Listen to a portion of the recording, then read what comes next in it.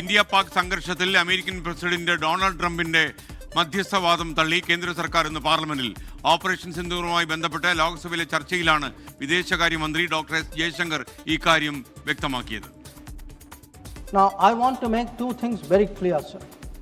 One, at no stage in any conversation with the United States was there any linkage with trade and what was going on. Secondly, there was no call between the Prime Minister and President Trump from the 22nd of April when President Trump called up to convey his sympathy, and the 17th of June when he called up Prime Minister in Canada to explain why he could not meet. വിദേശകാര്യമന്ത്രി സംസാരിക്കുന്നതിനിടെ ചോദ്യങ്ങളുമായി എത്തിയ പ്രതിപക്ഷത്തോട് ആഭ്യന്തരമന്ത്രി അമിത്ഷാ ക്ഷുഭിതനായി. രാജ്യത്തിന്റെ വിദേശകാര്യമന്ത്രി സംസാരിക്കുമ്പോൾ അത് കേൾക്കണമെന്ന് മന്ത്രി പ്രതിപക്ഷത്തോട് പറഞ്ഞു. मेरी एक बात की आपत्ति है, भारत देश का शपथ लिया हुआ विदेश मंत्री यहाँ स्टेटमेंट कर रहा है, उस पर भरोसा नहीं है, उनको किसी और देश पर भरोसा है. मैं समझ सकता हूं उनकी पार्टी में विदेश का महत्व क्या है, मगर इसका मतलब ये तो नहीं है पार्टी की सारी चीजें यहाँ सदन में आकर थोपे. भारत के विदेश मंत्री पर भरोसा नहीं करोगे? ओथ लिया हुआ व्यक्ति यहाँ पर बोल रहा है, he is responsible.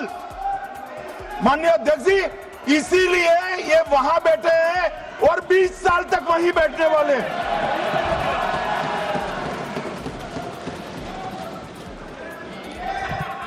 Honorable Speaker. താൻ ഇടപെട്ടാണ് വെടിനിർത്തൽ നടപ്പാക്കിയതെന്ന് ഡൊണാൾഡ് ട്രംപ് 26 തവണ പറഞ്ഞെന്ന് ചർച്ചയിൽ കോൺഗ്രസ് ചൂണ്ടിക്കാണിച്ചു. പഹൽഗാം ആക്രമണത്തിൽ സുരക്ഷാ വീഴ്ചയുടെ ഉത്തരവാദിത്വം ആഭ്യന്തരമന്ത്രി അമിത്ഷായ്ക്കെന്ന് ഗൗരവ് ഗൊഗോയ് കുറ്റപ്പെടുത്തി.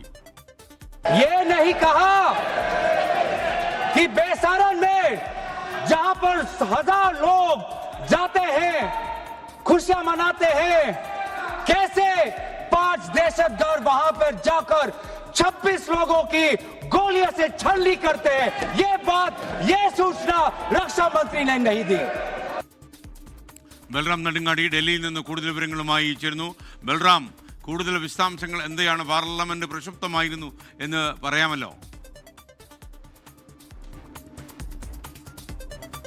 എസ് കെ, തീർച്ചയായും ഇന്ന് ഈ ഛത്തീസ്ഗഡിലെ കന്യാസ്ത്രീകളുടെ അറസ്റ്റ്, ഒപ്പം തന്നെ ബീഹാറിലെ ഈ വോട്ടർ പട്ടിക പരിഷ്കരണം എന്നീ വിഷയങ്ങളിൽ ഈ പാർലമെന്റിന്റെ ഇരുസഭകളും പ്രക്ഷുബ്ധമായിരുന്നു. അതുകൊണ്ട് തന്നെ ഓപ്പറേഷൻ സിന്ദൂറുമായി ബന്ധപ്പെട്ടുള്ള ചർച്ചകൾ 2 തവണ തടസ്സപ്പെട്ടാണ് തുടങ്ങിയത്. ഈ ഓപ്പറേഷൻ സിന്ദൂറിലുള്ള ചർച്ചകൾ അത് ഭരണ പ്രതിപക്ഷ ഏറ്റുമുട്ടലുകൾക്കാണ് സാക്ഷ്യം വഹിച്ചത്. ഇന്ന് ലോക്സഭയിൽ പ്രധാനമായും ഭരണപക്ഷത്തിന് വേണ്ടി പ്രതിരോധ മന്ത്രി രാജ്നാഥ് സിംഗ് ആണ് ഈ ചർച്ചകൾക്ക് തുടക്കം കുറിച്ചത്. അദ്ദേഹം ഓപ്പറേഷൻ സിന്ദൂർ സംബന്ധിച്ചുള്ള സമഗ്രമായ ഒരു ചിത്രമാണ് നൽകിയത്.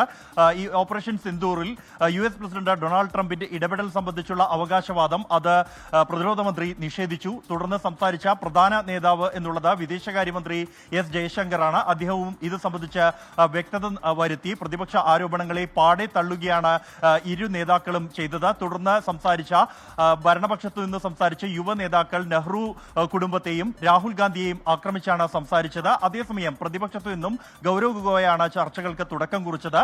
അദ്ദേഹം പ്രധാനമായും ഊന്നി സംസാരിച്ചത് പഹൽഗാമിൽ വലിയ സുരക്ഷാ വീഴ്ച സംഭവിച്ചു, എങ്ങനെയാണ് ഭീകരവാദികൾ എത്തിയത്, ആക്രമണത്തിന്റെ ഉത്തരവാദിത്വം അല്ലെങ്കിൽ സുരക്ഷാ വീഴ്ചയുടെ ഉത്തരവാദിത്വം ആഭ്യന്തരമന്ത്രി അമിത്ഷായ്ക്കാണ്. ഒപ്പം എന്തുകൊണ്ട് ഭീകരവാദികളെ ഇതുവരെയും പിടികൂടാൻ കഴിഞ്ഞിട്ടില്ല എന്നും ഒപ്പം തന്നെ ഡൊണാൾഡ് ട്രംപിന്റെ ഇടപെടൽ സംബന്ധിച്ചുള്ള അവകാശവാദവുമാണ് ചൂണ്ടിക്കാണിച്ചത്.